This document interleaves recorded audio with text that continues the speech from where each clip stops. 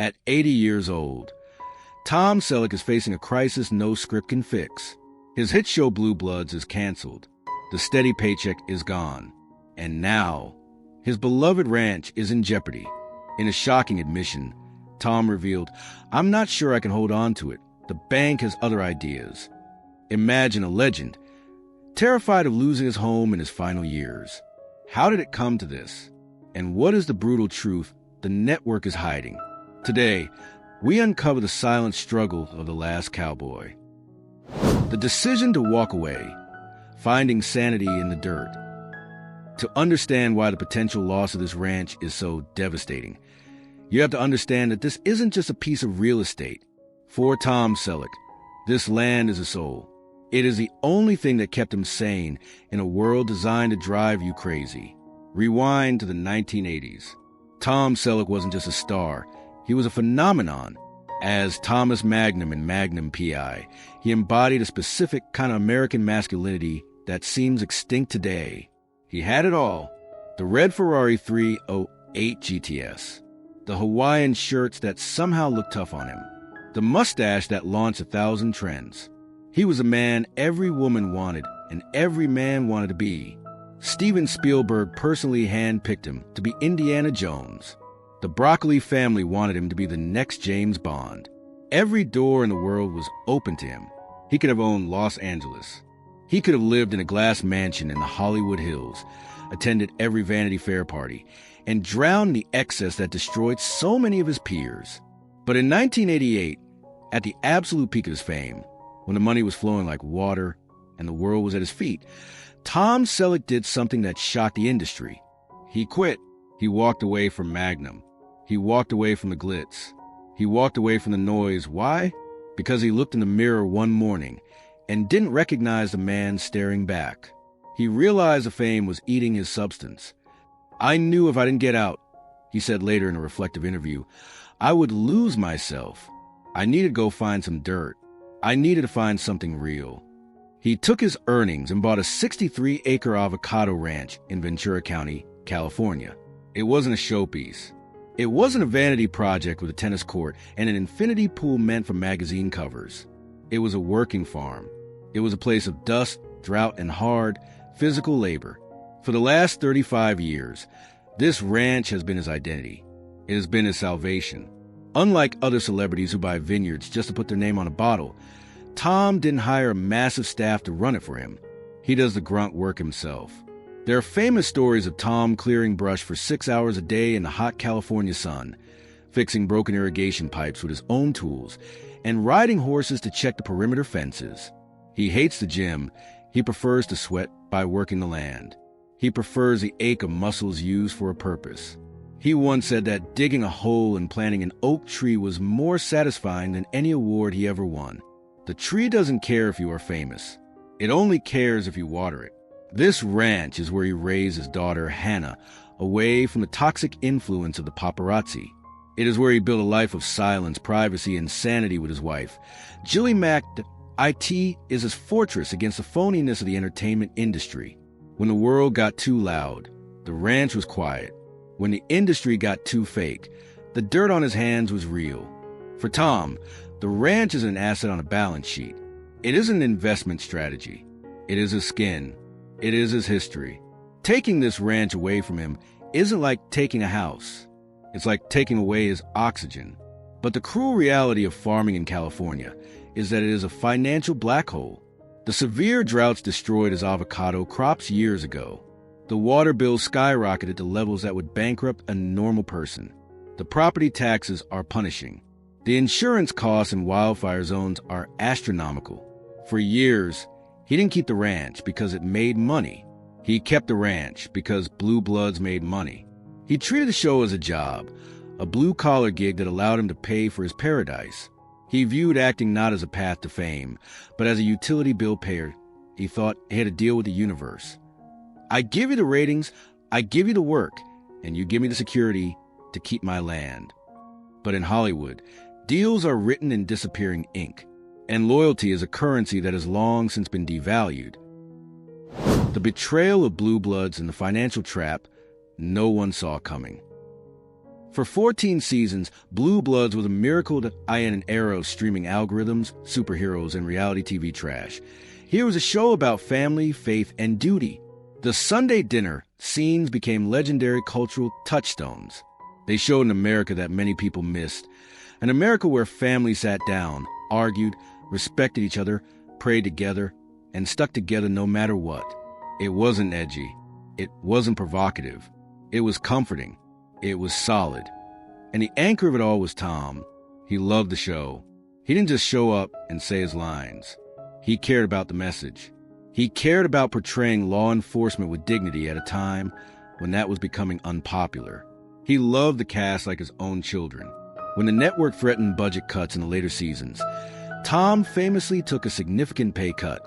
He sacrificed his own salary to keep the show running, so the hundreds of crew members wouldn't lose their jobs during tough economic times. He believed in loyalty.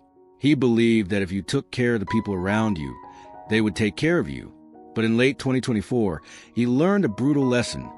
Corporations don't have feelings. Networks don't have souls. Despite Blue Bloods still being one of the highest-rated shows on broadcast television, consistently winning its Friday night slot, CBS decided to kill it. Why? It wasn't because people stopped watching. It wasn't because the quality dropped. It was because it was too expensive. In the new Hollywood economy, veteran actors like Tom Selleck earn too much. The location shooting in New York costs too much. The legacy costs are too high. The executives in the glass towers didn't care about the Sunday dinners. They cared about the spreadsheets. They wanted to replace this quality drama with cheaper reality shows, cheaper actors, and cheaper content that could be churned out for pennies. Tom fought for it. In interviews leading up to the finale, he was openly pleading with the network. "I'm not done," he said, his voice thick with emotion. "I have more to give. The audience isn't done. We are still number one." You could hear the desperation in his voice.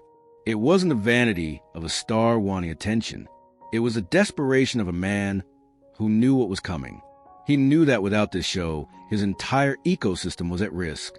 When the news of the cancellation became final, when the decision was made to split the final season and end for good, Tom dropped the bombshell in an interview with CBS Sunday Morning. The interviewer asked him a simple question: "What will you do now?" Most stars would say retire or travel or play golf.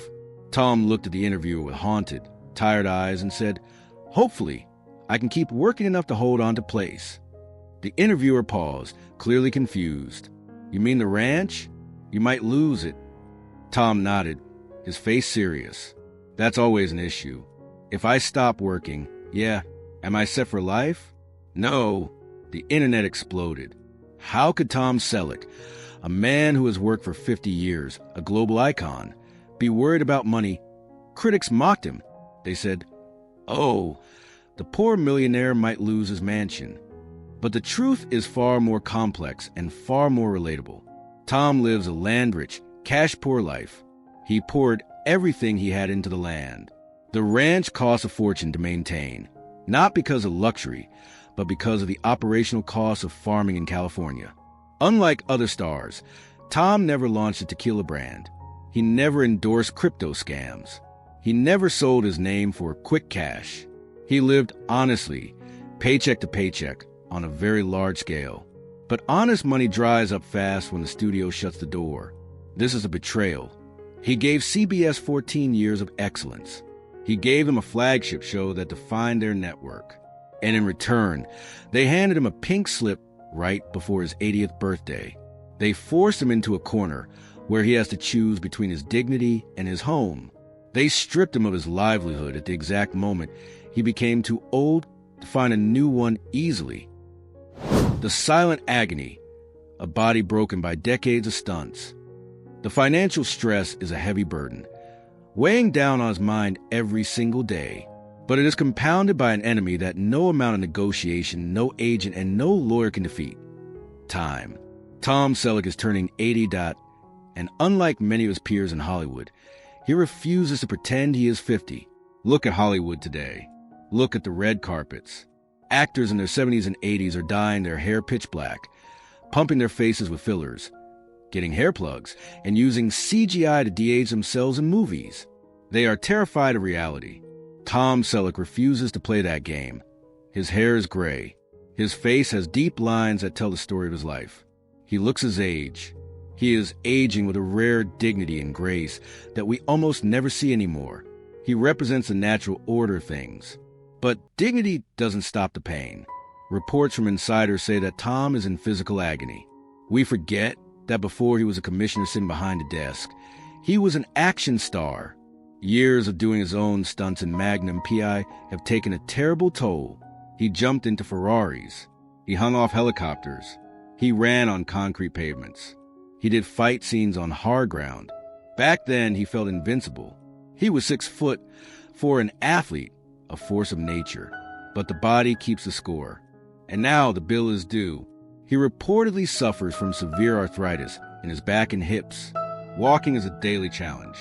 There were days on the set of Blue Bloods where he struggled simply to get out of the commissioner's chair. There were days when standing for a scene required immense physical effort, but he never complained. He never delayed production. He never asked for pity. He took the pain, swallowed it, and did the job because that is what men of his generation do. Now, facing unemployment, that physical toll becomes terrifying. If he has to work to keep the ranch, what work can he do?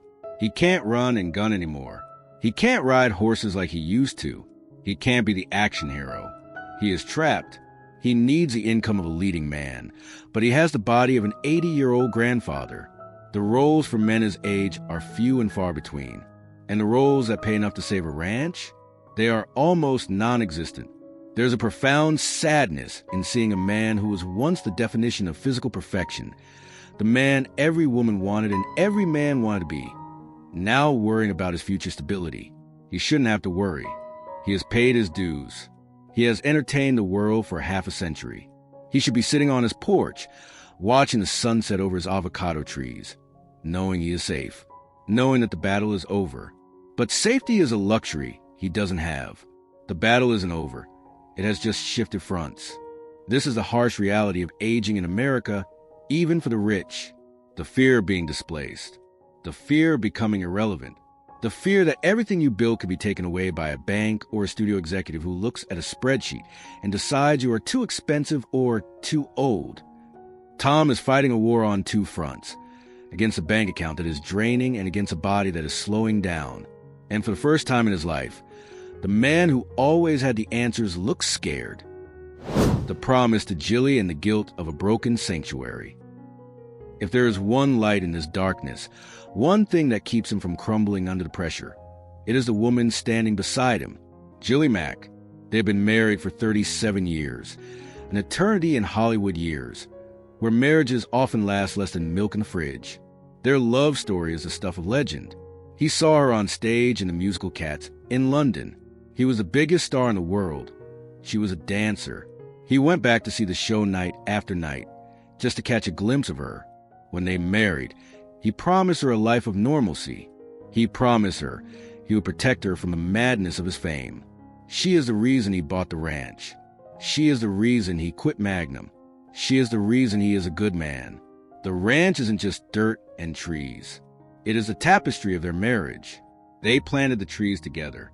They watched their daughter learn to walk on that grass. They weathered storms, droughts, and earthquakes within those walls. Every fence post, every room, every view holds a memory of their life together. Losing the ranch would feel like erasing their history. It would feel like failing the woman who gave up her own world to build one with him. Insiders say that Jilly is the one keeping him strong. She is the pragmatist. She tells him that they will be fine, even if they have to downsize, even if they have to sell and move to a smaller place. She reminds him that they have each other, and that is enough. But Tom is a provider. He is a man of the old school. To him, downsizing feels like failure. He feels a deep, primal responsibility to maintain the sanctuary he promised her. He looks at his wife, now in her late 60s, and he wants to give her the peace she deserves. He wants to give her security. Instead, he feels he is giving her uncertainty, and that guilt weighs heavier on him than any mortgage, any debt, or any cancellation. It brings up the ultimate question of legacy. What does a man leave behind? Tom Selleck doesn't care about his Emmy Awards.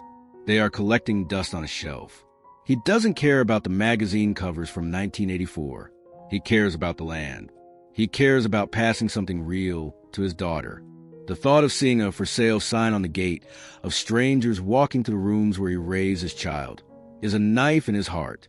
It represents a victory of the new world, the world of quick cash and disposability, over his old world of permanence and roots. The Last Cowboy's final stand. Tom Selleck is 80 years old. He has entertained us for half a century. He has been the hero, the detective, the cowboy, and the commissioner. He has given us everything. He gave us his youth, his health, and his talent. And now, at the end of the road, he is asking for the right to simply stay home. It is a cruel irony. He spent 14 years playing Frank Reagan, a man who always knew the answer, a man who could always protect his family, a man who sat at the head of the table and made everything okay. But in real life, even Frank Reagan can't stop the march of time or the greed of corporate networks. The scriptwriter isn't there to write a happy ending for him this time. He has to write it himself. We don't know what will happen next. Maybe he will write a memoir, a book that tells the real truth about Hollywood, and the sales will save the farm. Maybe he will find one last great role, a western perhaps, that reminds the world why he is a legend. Or maybe we will see the tragic day when the trucks pull up to move him out, marking the end of an era. But whatever happens, Tom Selleck has already won something more important than a house. He won our respect. He stayed true to himself. He didn't dye his hair. He didn't cheat on his wife. He didn't sell out his values for a quick buck. He is the last cowboy. And even if he loses the ranch, he will never lose his legacy. So here's to you, Tom. We hope you keep the land. We hope you find a way. But even if you don't, remember this. You kept your soul. And that is worth more than all the avocados in California. What do you think? Did CBS betray Tom Selleck by canceling the show while it was still popular? And do you think Hollywood treats its legends with enough respect?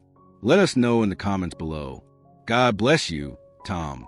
And thank you for the memories.